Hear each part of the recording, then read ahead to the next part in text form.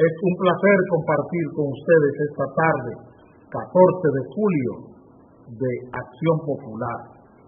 Nos sentimos bien, sabemos que contamos con su apoyo y con su respaldo en este programa. Queremos tratarle a ustedes este titular del periódico Hoy.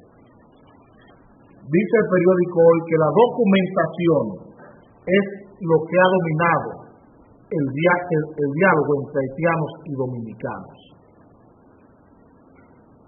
¿Cómo se oculta la realidad? Yo les pregunto a ustedes, ¿es la documentación el tema central del diálogo con Haití?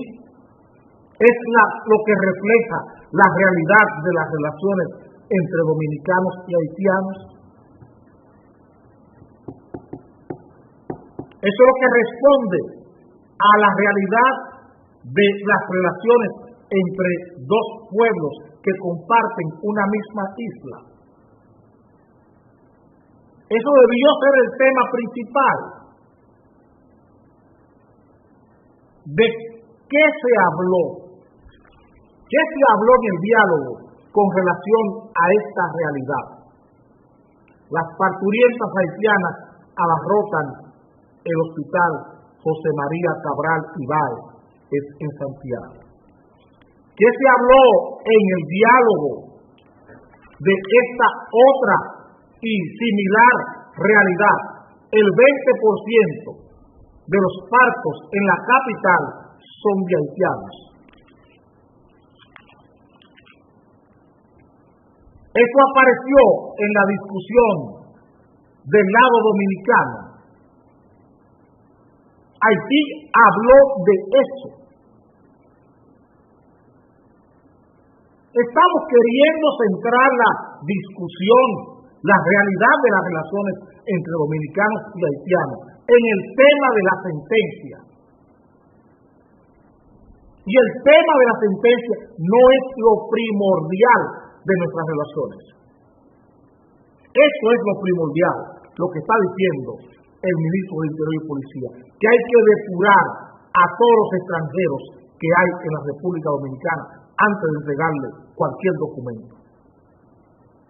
Gobierno depurará extranjeros ilegales. Gobierno depurará extranjeros ilegales. Esa es la realidad. Esa es la realidad de nosotros, los dominicanos. Si tienen documentos los haitianos o no tienen documentos los haitianos, es un problema de Haití, no es un problema de la República Dominicana. Pero nos quieren colocar en primer plano el tema de la documentación. De lo que debemos ocuparnos es de que se depure todo extranjero que quiera la nacionalidad o que quiera la residencia en República Dominicana. Para que esto que estamos viendo, que es la realidad, que las parturientas haitianas abarrotan los hospitales del país, que el 20% de las parturientas en la capital son haitianas, y de eso Haití no quiere hablar. Y en la frontera ni decir, Pedernales, Jimaní, eso es de tierra de haitianas parturientas. Y servicios también de salud en los hospitales dominicanos. Esta es la realidad. Ese es el verdadero tema que tenemos que abordar con Haití. Cómo Haití se hace cargo de su gente. Cómo Haití se ocupa de su población. Eso es lo que tenemos que presionar a Haití, para que se ocupe de su población, para que se ocupe de atender adecuadamente a su gente. Y lo propio ocurre con la escuela. Con la escuela, tenemos más de 400,000 estudiantes haitianos en las escuelas públicas del país. Más de 400,000 estudiantes haitianos en las escuelas públicas del país. Eso es lo que tenemos que ocuparnos. Eso es lo que debemos nosotros trabajar con Haití. que Haití se ocupe de educar a su gente y de darle sanidad y salud a su gente en su territorio.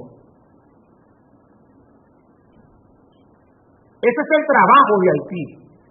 Ese no es el trabajo de nosotros. Esa no tiene por qué ser nuestra preocupación.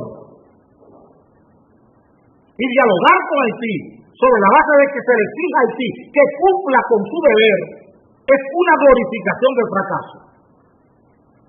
Es glorificar el fracaso haitiano. Es obligarle a que resuelva el problema de la documentación de su gente. Nosotros no tenemos por qué cargar con el problema y ver eso como un problema dominicano. Esa no es una meta, nunca debería ser una meta del diálogo con Haití, que documente su gente, porque esa es su obligación.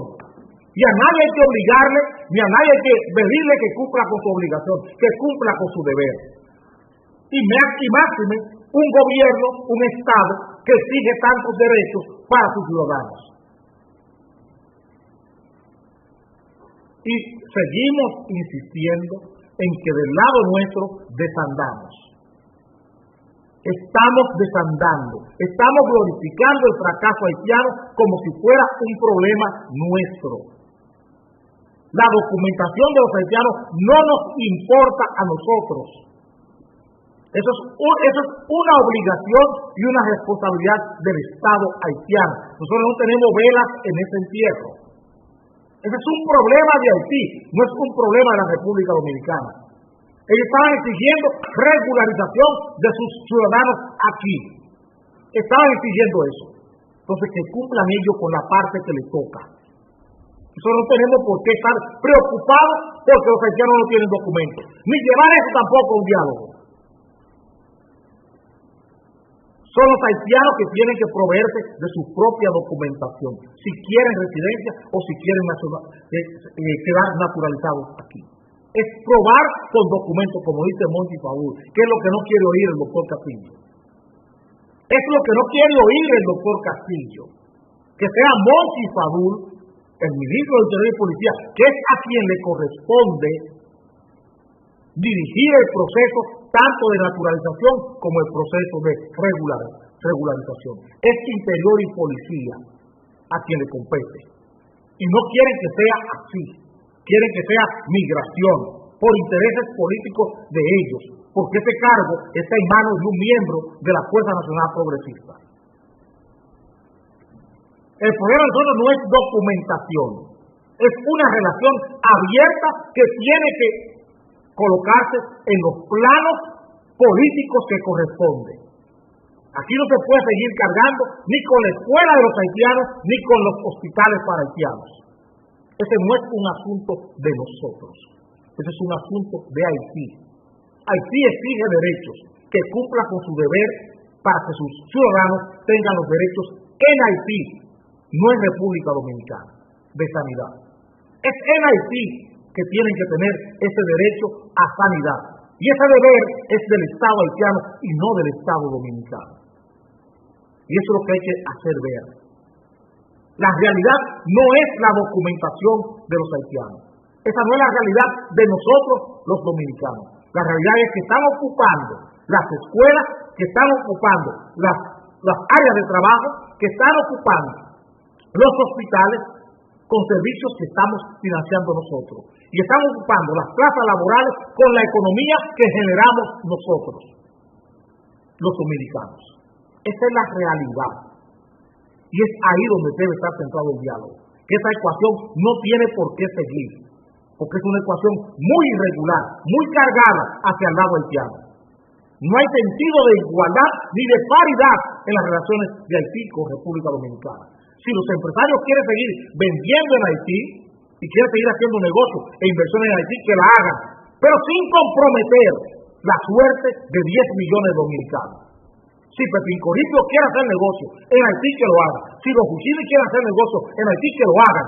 Si los Bonetti lo quieran hacer, o los Ranieri con el grupo Punta Cana Macao, que lo hagan. Si los Estrellas y toda la pandilla de Santiago quiere hacer negocios en Haití, que lo hagan. Pero sin comprometer la suerte ni el bienestar de 10 millones de dominicanos. qué es lo que se ha querido hacer. Y es lo que hay que parar. Es la ecuación que hay que parar. Es la función política que tenemos que detener. Que un grupo de empresarios tomen como rehenes a 10 millones de dominicanos para hacer lo que quieran con el país y con Haití. Eso es lo que no debemos aceptar. Porque quienes nos legaron esta tierra, quienes nos legaron este nombre que se llama República Dominicana, nos legaron este nombre sin tener que tomarnos como rehenes. Nos otorgaron un nombre, libertad, soberanía, sin que tuviésemos que convertirnos en rehenes ni de Duarte, ni de Sánchez, ni de Mella, ni de Luperón, ni de ninguno de los héroes que han venido después. Esa es la grandeza de Duarte. Duarte no nos hipotecó para hacernos libres. Duarte no nos hipotecó. Y tenemos empresarios dominicanos, una pandilla de empresarios dominicanos que ha querido hipotecarnos para ganar dinero. Usaré unos segundos para cambiar de tema.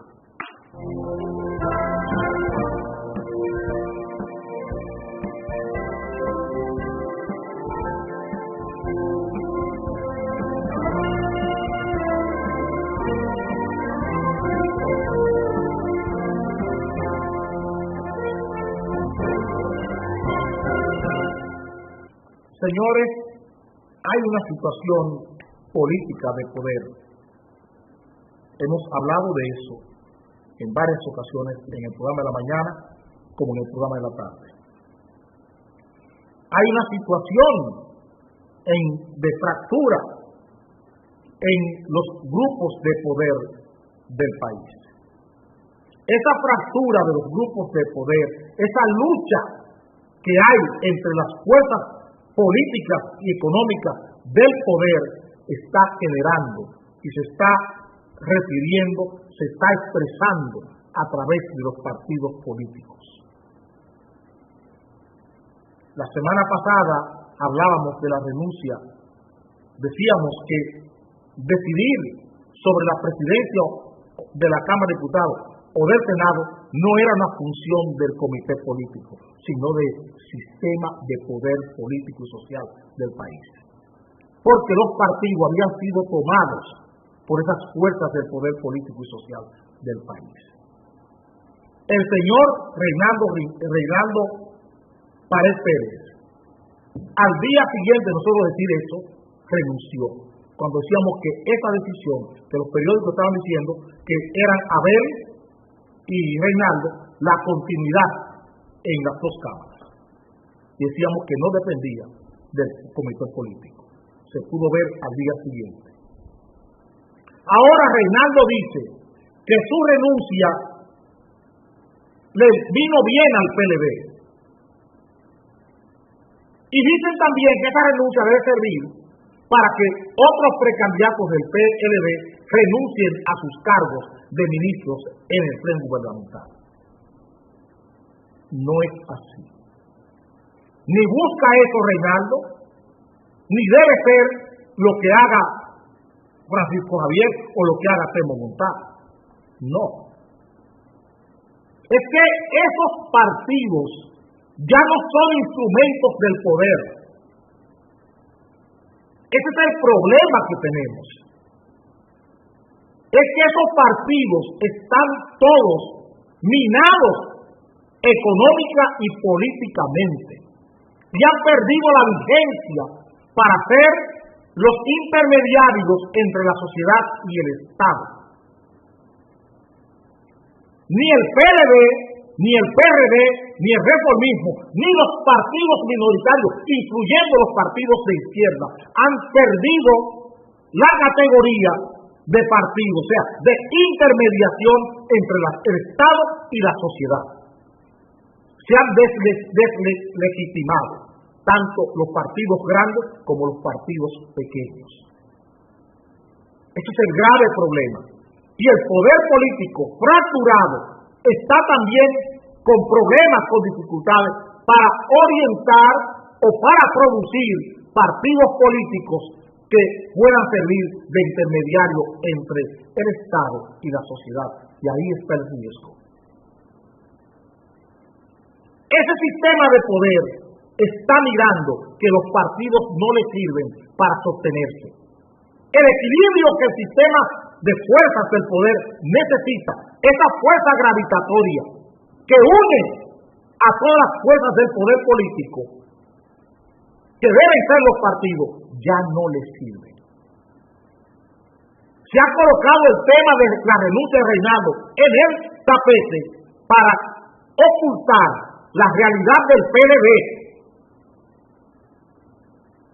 que está fuertemente dividido, para ocultar la realidad del PLD.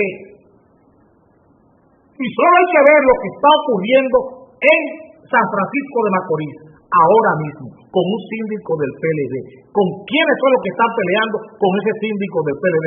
¿Quiénes lo están llevando a la justicia? ¿Quiénes están llevando a la justicia a ese síndico del PLD? ¿Quién mató al regidor de Vallaguana? Por lo mismo.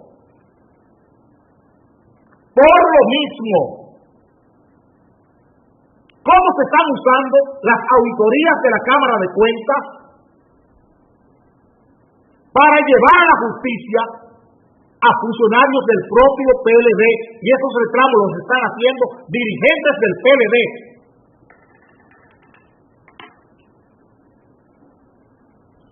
Todo lo que está pasando, todo lo que nos quieren presentar es la renuncia de Reinaldo.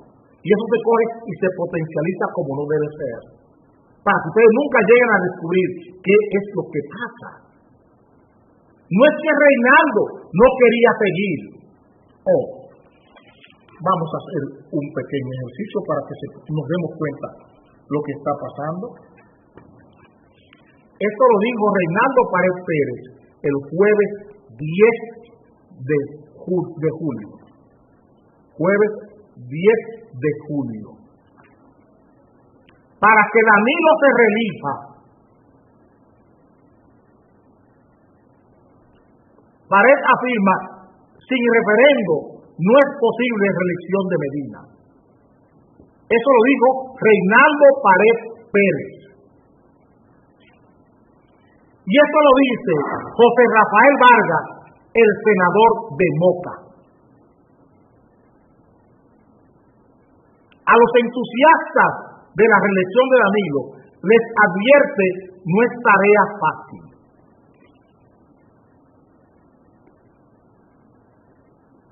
¿Entienden lo que estamos diciendo?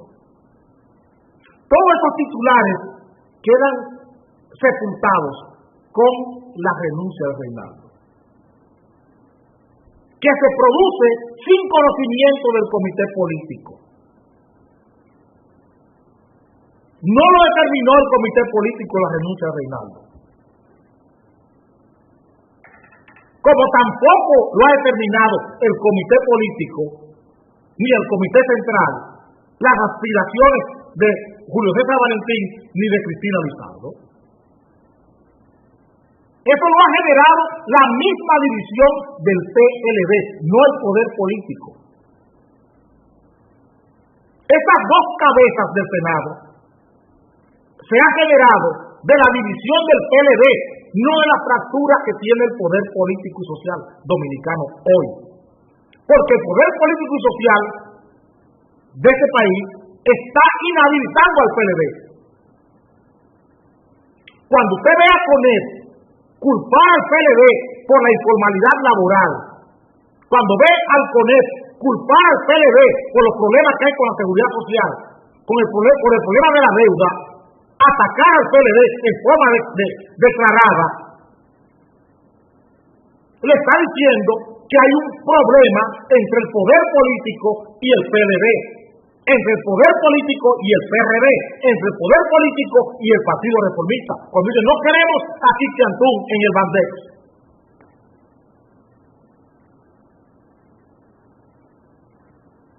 No queremos a Quique Antún en el Bandex, en el Banco de Exportación que se creará a partir del Banco Nacional de Fomento a la Vivienda. ¿Qué está diciendo el poder político del país? Lo que está pasando con Loma Miranda entre el Senado y la Cámara de Diputados. Es una prueba de lo que estamos diciendo. Lo que está pasando con la Corporación Dominicana de Empresas Eléctricas Estatales, las plantas a carbón y la bola negra que ha dado el empresariado dominicano a los grupos internacionales financieros para que no le presten al gobierno de Danilo Medina, es un ejemplo de lo que estamos diciendo. No hay dinero para las plantas a carbón, no hay crédito para esas plantas, porque los empresarios generadores, los dueños del sistema, se han impuesto en los mercados internacionales, se han dispuesto para impedir que el gobierno dominicano pueda acceder a fondos, a financiamiento para esas dos plantas. Y a pesar de que la Cámara de Diputados aprobó los préstamos sin saber qué banco lo iba a financiar, aún así no aparece financiamiento. ¿Entienden lo que estamos diciendo, no? Hay un problema serio en el país. Y se nos quiere vender como la renuncia de Reinaldo, o como Cristina Lizardo y Julio César Valentín. Y ahí no está la realidad. La hoguera, el fuego, el combate, el lugar de las hostilidades, el escenario, el teatro de la guerra está dándose en otro lugar, en otros lugares. Y lo que ustedes están viendo es solo los fuegos de artificio, es la fosforescencia, las luces. El fuego real, nadie lo está viendo en el país, lo estamos colocando en sus manos en este programa. El fuego real, la guerra real, se está dando en otros lugares. Y estos son solo los mequetrefes, estos son solo los títeres de ese fuego. Cristina Lizardo, Julio César Valentín, Danilo Medina, Hipólito Mejía, Miguel Vargas, son solo los títeres de esta guerra, para que ustedes se entretengan. La guerra real está en otro lugar. La guerra real es esa que lleva a la carrera a la República Dominicana, al Estado Dominicano, a dialogar con Haití sin una agenda. A dialogar con Haití sin una agenda dominicana. A improvisar con Haití en 4 o 5 días un diálogo que tenía 5 meses suspendido. Y vamos a esa agenda, a esa discusión, a esa mesa, a sentarnos, a llenar los requisitos de esos grupos de poder. Eso es lo que hemos hecho. Que me digan los resultados. ¿Qué querían esos grupos de poder? El miedo que tienen con Haití, querían que el Estado Dominicano les respaldara en cualquier cosa que les pueda suceder en Haití de ahora en adelante. Y esperen el curso de la historia, esperen el curso del tiempo, que de aquí a octubre ustedes verán cuál fue la verdadera realidad de por qué ese diálogo, un grupo de empresarios, agarró al gobierno dominicano y le llevó a Juan Dolio a conversar con Haití. En 3 o 4 meses ustedes verán la realidad. Y cuidado si no antes. Cuidado si no antes. Porque en Haití hay una situación explosiva. Explosiva, reitero. Y ellos sienten miedo. Si hay elecciones, ellos no tienen nada que buscar con sus inversiones en Haití. Si hay elecciones en octubre. Y si se produce un resquebrajamiento nuevamente del sistema político en Haití, será peor. Ojalá sea por la vía electoral, por la vía democrática que suceda lo que ha de suceder en Haití. Martelly no tiene a nadie. Mi amigo Loren Lamothe, a ese señor no le respeta nadie en Haití. El primer ministro haitiano, mi amigo. Nadie respeta a Loren Lamothe. Nadie. Ni un cabo de la policía, ni un rato de la policía respeta a Loren Lamothe en Haití, para que entiendan bien la situación. Y estos grupos económicos han pactado con Martelly y Loren Lamothe, sin ningún respaldo ni democrático ni político en Haití. Y ese miedo es lo que trajo a este grupo de empresarios a meter al gobierno dominicano en este relajo que ustedes vieron en Juan Dolio. Hay una quiebra política en el país. una quiebra del poder que pone en riesgo hasta el propio sistema. Pone en riesgo hasta el propio sistema de poder político y social dominicano. Puede desactivarse aquí en este lado, con la situación que tienen los partidos políticos y las necesidades que tiene el poder hoy. Este poder necesita fuerza y ningún partido está en capacidad de darle fuerza. Acciones de fuerza, y la Loma Miranda es el mejor ejemplo. La Loma Miranda es el mejor ejemplo. Por eso nos trajeron al señor Biden y mañana nos traerán a Ban Ki-moon a mojonear este país. Usaré unos segundos para cambiar de mojón.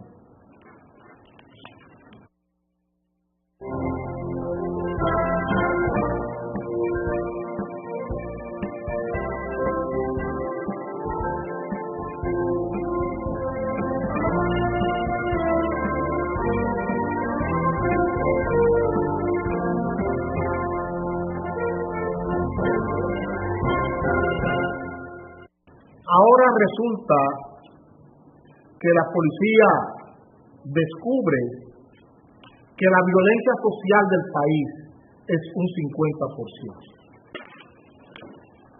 Estamos de primicias. Estamos viviendo un tiempo de primicias. La violencia social, un 50%. ¿Quién le dijo eso al jefe de la policía? ¿Quién le dijo este disparate al jefe de la policía? Y el señor que está en la policía comunitaria le preocupa el surgimiento de bandas juveniles.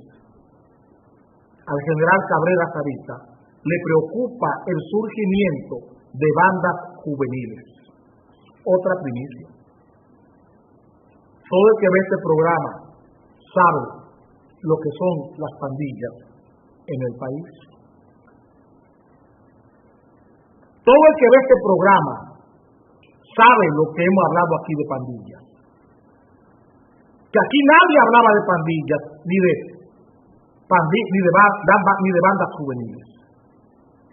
Nadie aquí ha hablado más que nosotros de eso. Y a la policía le preocupa ahora las pandillas juveniles. Y descubre la policía ahora que el 50% de la violencia que se genera en el país la genera la sociedad. No, señor jefe de la policía, y no, señor general Cabrera Sarita. El 70% de la violencia, la criminalidad y la delincuencia dominicana es institucional, no social.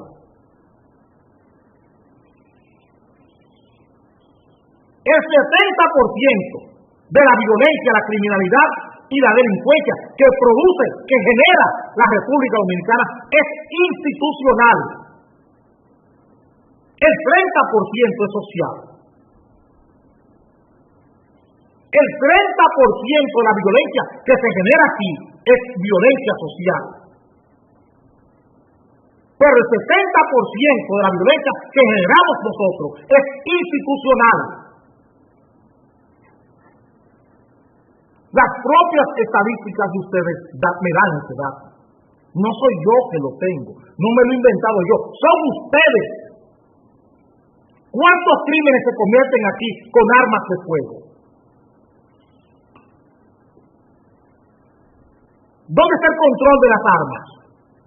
¿Dónde está el decreto del año 2006 de Leonel Fernández que prohíbe la importación de armas y genera un tráfico de armas que es auspiciado por la propia policía y las Fuerzas Armadas y sectores del poder político?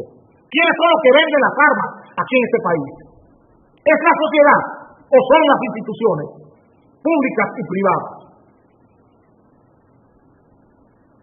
Los 15.000 millones de dólares que aquí se lavan en el país, ¿quiénes lo lavan? ¿La sociedad o lo lavan las instituciones bancarias y las instituciones financieras del país y las empresas inmobiliarias?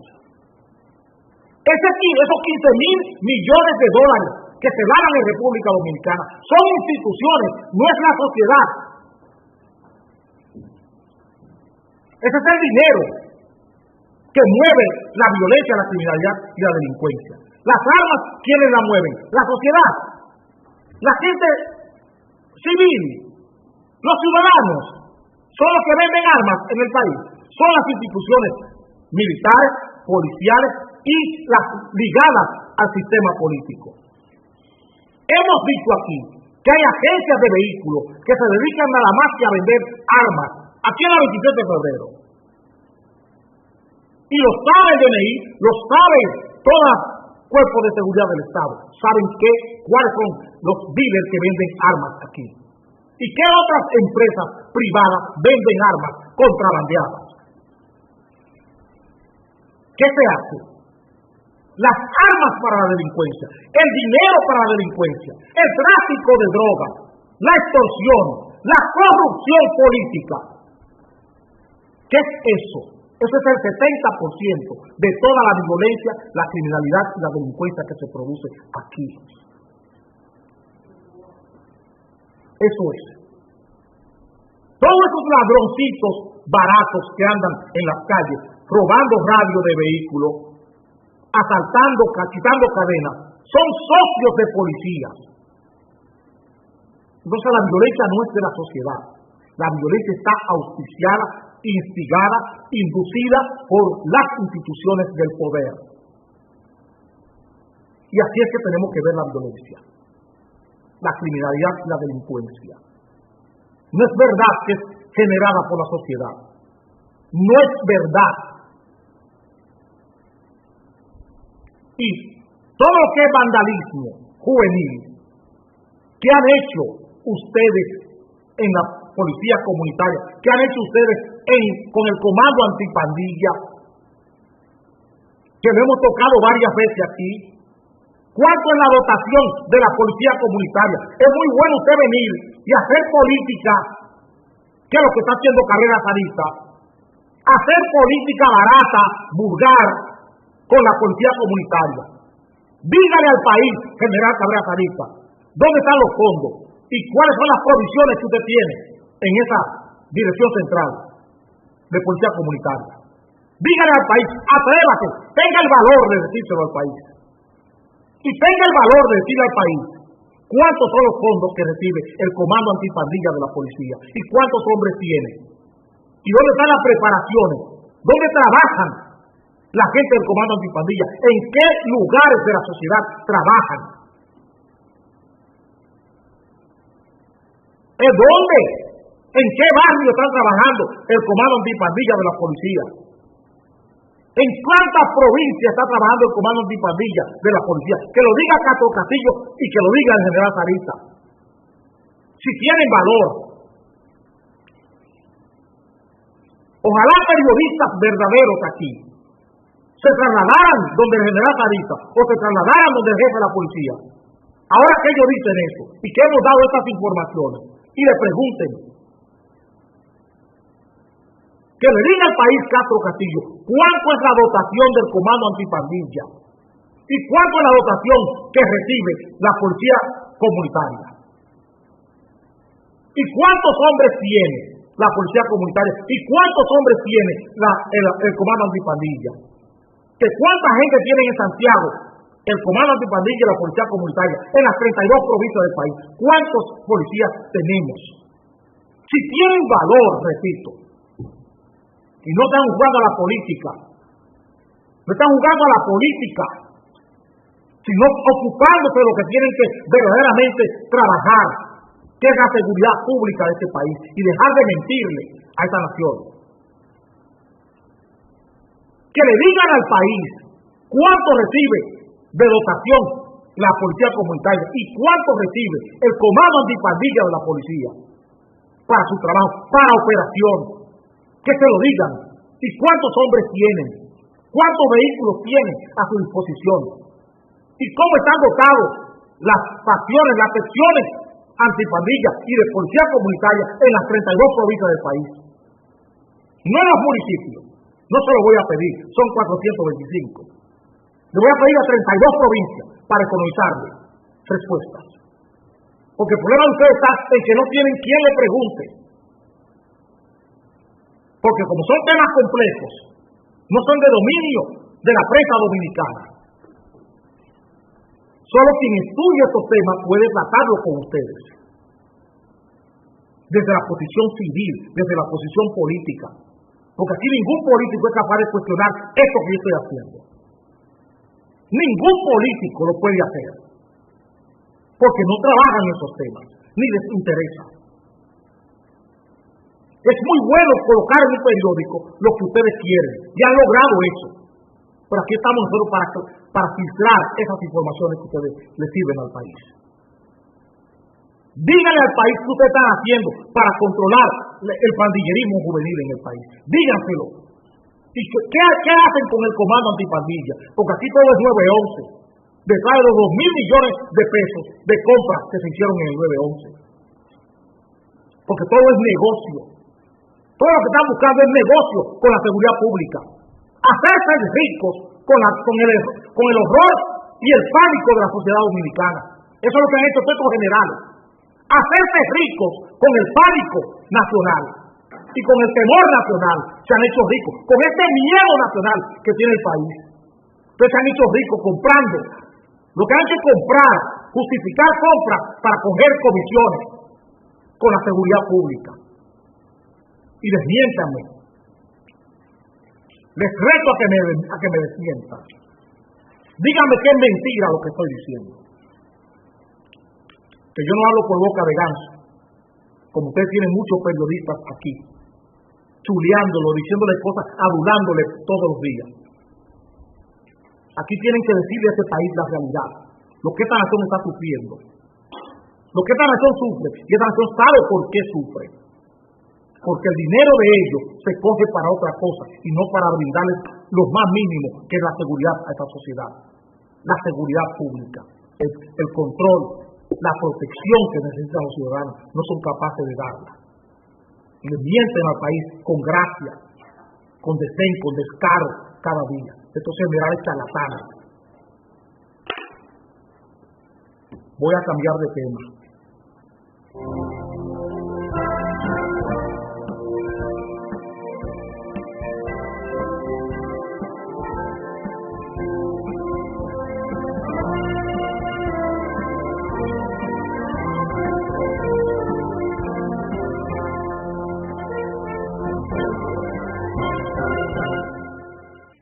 Te lo dije, con Levapen estás como un toro. Levapen te pone bien. Busca tu alegría en la farmacia. Levapen, siempre bien.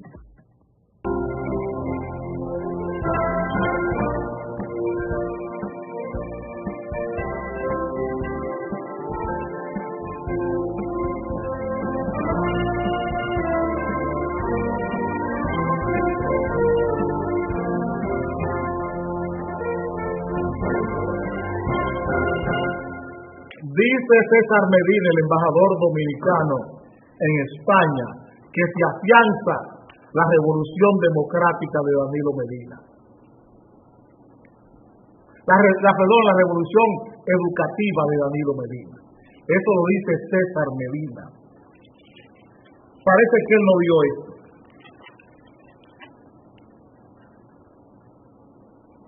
37% de maestros no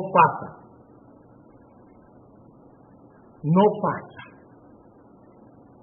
en la prueba de juicio lógico. Parece que César Medina no vio tampoco que el 40% de los estudiantes de bachillerato no aprobaron la prueba nacional.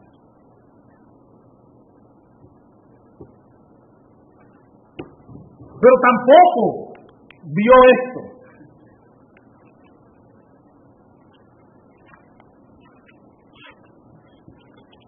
Aquí está. El gobierno no le paga al 60% de los contratistas las escuelas que está construyendo.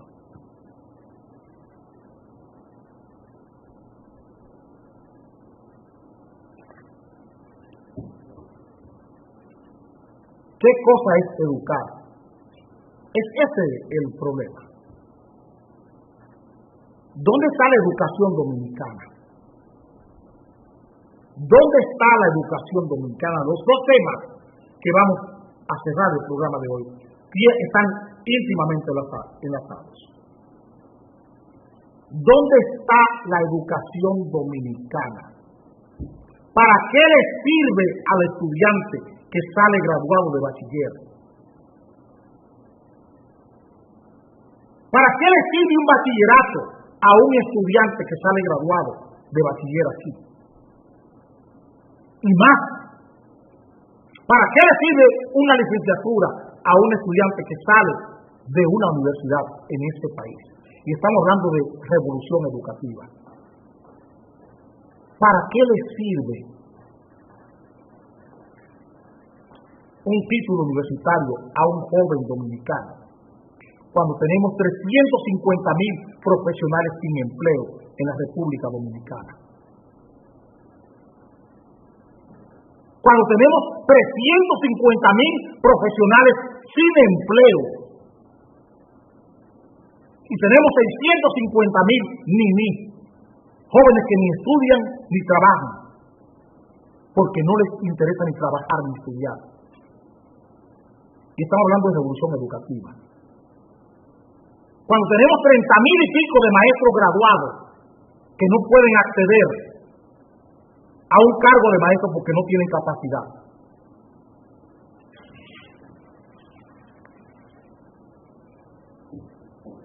¿De qué revolución educativa estamos hablando? ¿De qué revolución educativa? Si estamos condenando a nuestras niñas, que es el último tema, y lo voy a ligar los dos, y me perdonan. Si estamos teniendo la condena anticipada de nuestras niñas a que el 20% de las personas, de las mujeres embarazadas en este país tienen menos de 16 años. Le estamos diciendo al país con ese titular nuestra tragedia personal y privada de jóvenes de menores de 16 años. Estamos diciendo que la niña lo que tiene como oficio es la reproducción sexual, las relaciones sexuales, que ese es el fin de la vida, no un medio de darle continuidad a la raza humana, sino que los fines es el útero, el uso del útero antes de tiempo. ¿Para qué ha servido la escuela si tenemos niñas de 16 años embarazadas? ¿Qué fin tiene la escuela? ¿Qué medios estamos usando en la escuela? Que no nos sirve la escuela para prevenir eso. ¿Qué escuela? ¿Qué inteligencia? ¿Qué formación? ¿Qué virtud? ¿Qué valor tiene la escuela cuando niñas de menos de 16 años son las que están embarazadas? El 20%. De cada 100, 20 niñas de 16 años están embarazadas. De cada 100 embarazos, hay 20 niñas menores de 16 años. Y estamos hablando de revolución educativa en la República Dominicana. Y la escuela no sirve, cuando se sale del bachillerato, no sirve la escuela para que ese joven pueda ocupar ninguna plaza. No puede hacer nada. ¿Qué puede hacer un bachiller en la República Dominicana? Y ese 60% el que aprueba en esa basura que se llama bachillerato dominicano. Esa basura la aprueba el 60%, el 40% se rechaza. Ese fraude, ese fracaso escolar, ese fracaso de la enseñanza dominicana, ¿para qué le sirve al estudiante? Eso que César Medina está loando y está adulando como revolución educativa. ¿Para qué le sirve al país esa revolución educativa? ¿Qué mejoría hemos tenido en 2 años? ¿Qué ha cambiado con 95,000 millones en el 2013 y 109,000 hoy en el 2014? ¿Qué ha cambiado en esta revolución educativa? Miren los índices. Niñas de 16 años embarazadas. ¿Para qué ha servido la escuela? ¿Dónde está el compromiso de la escuela con la virtud humana? Con la virtud humana. ¿Dónde está el compromiso de la escuela con eso? Porque una niña tiene que cambiar su vida, decidir su vida con 16 años. Al sentimiento sexual, al deseo sexual. Ya le he citado el ejemplo de una niña que con 16 años, con 13 años, parió trillizo de un hombre de 60 años porque le ofreció una casa. Eso es un fracaso de la escuela, un fracaso de la voluntad educativa, un fracaso de la política educativa. No busquemos ese fracaso en otro lugar. Es la escuela la que no sirve. Es la escuela la que no sirve. Y me duele tener que decir esto. Es la escuela la que se ha degenerado en el país. Es la escuela que se degeneró. Porque no sirve para prevenir nada. No sirve para cambiar la conducta. Que es el fin de la educación. Cambiar la conducta humana. No tiene otro fin la educación. Cambiar el comportamiento humano. Eso es lo que busca la educación. ¿Qué hemos cambiado? Crecen las pandillas, crecen la delincuencia juvenil.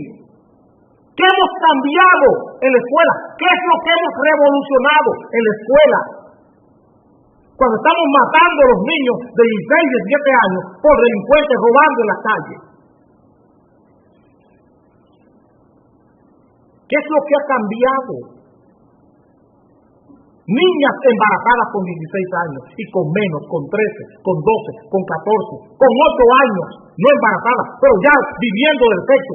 Lo viví ahí en Rancho al Medio, en Nigua. Una niña de 8 años que hacía el sexo por droga, por cocaína. Y he hablado varias veces de esa tragedia. Y están hablando en este país de revolución educativa. Una sociedad que se nos escapa, que se esfuma, que es una sociedad fugitiva. Una sociedad con valores fugitivos es la que tenemos.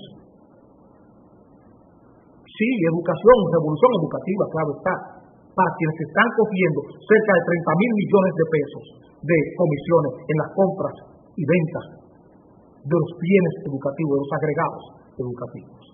Porque eso es lo que estamos potencializando. Agregados educativos, no calidad en la educación. No calidad pedagógica ni calidad didáctica. No una buena retórica pedagógica que no existe en la escuela dominicana. Esa retórica, ese lenguaje pedagógico que no existe en la escuela dominicana, eso no aparece. De eso no estamos hablando. Estamos hablando de mochila, de desayuno, de comida, de tan extendida de comida. Pero la retórica educativa, eso no está. Porque a nadie le importa. Por eso tenemos esos embarazos con niñas, el 20% de niñas de 16 años. Porque no hay retórica, no hay lenguaje, no hay conmoción. No existe el maestro que conmueva en el aula, ni que comprometa.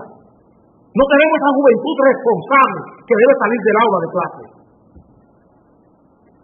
Eso es lo que no tenemos, esa juventud responsable que tiene que salir del aula de clase. Que me digan en qué escuela del carajo la están formando, esa juventud responsable. Esa juventud comprometida con la sociedad dominicana. Que me digan la escuela que está mirando de frente a la juventud dominicana. Que me digan cuál es esa escuela. Es una escuela de espalda a la sociedad. Una escuela que no le importa lo que pasa en la sociedad. Esa es la que estamos vendiendo. Una escuela autista, y que me perdone la gente que tiene niños con esa necesidad especial. pero es una figura que estoy usando, una gráfica. Una escuela que no responde a la sociedad, que no tiene ninguna vinculación ni en sentimiento, ni en cultura, ni en valores, ni en deseos con la sociedad dominicana. Ni en sensibilidad, ni en susceptibilidad con la sociedad dominicana. Una escuela que no le ofrece ninguna posibilidad creativa a la sociedad dominicana. Esa es la que estamos teniendo. Una escuela que es incapaz de buscar los recursos humanos adecuados que puedan tener esa vinculación, esa legitimidad, esa autoridad merecida de ser maestro. ¿Dónde están esos maestros? ¿Dónde están esos maestros que requiere la sociedad dominicana hoy para parar todo este desmán social que estamos viviendo? Todo este improperio, impublicable conducta social que estamos teniendo. ¿Dónde está esa escuela? ¿Dónde está esa escuela? Le preguntamos a César Medina. ¿Dónde está esa revolución educativa en la sociedad dominicana? ¿Dónde está esa revolución educativa? Quisiéramos verla. Quisiéramos ver esa revolución educativa. Y la mesa está abierta para César Medina, para todos los funcionarios de educación. La mesa está abierta. Porque he hablado muy claro hoy. Me he prohibido quisiera decir más cosas. Pero esa no es la escuela a la que yo le di 27 años de mi vida. Eso que estamos viviendo como escuela hoy y como revolución educativa no es esa escuela a la que yo le di 27 años de mi vida. No es esa escuela. Cuando sea esa escuela lo diré, pero hasta ahora es un lastre lo que estamos vendiendo como escuela, un fraude, un gran engaño, una gran estafa pedagógica y un gran chantaje intelectual.